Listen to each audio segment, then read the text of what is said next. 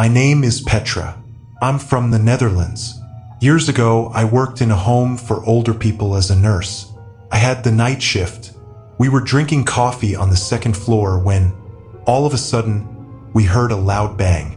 We thought a client had fallen, so we decided that I would take the second floor and my colleague would take the first. Maybe we could find out what happened. While my colleague walked down the stairs, I looked at the monitor on the second floor and saw someone in the department on the ground floor. He was inside a closed apartment. You could walk in there, but you needed a code to get out.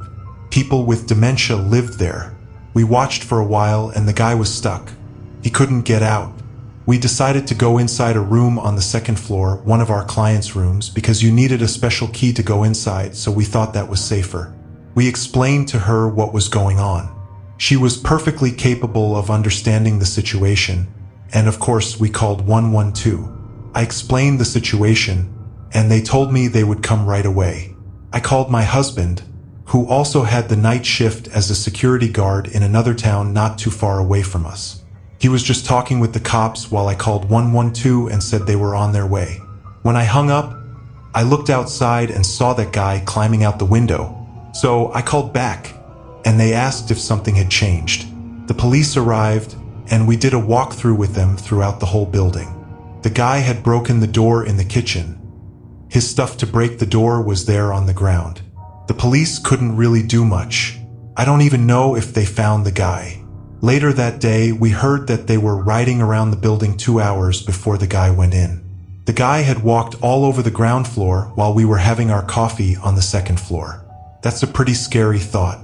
The next day, I had one more night shift, and though I didn't have much to fear, it was still pretty scary. So I asked if I could bring my 2 dogs. We had 2 Rottweilers at the time, and they were actually okay with that. So I brought them with me the next night. Nothing happened.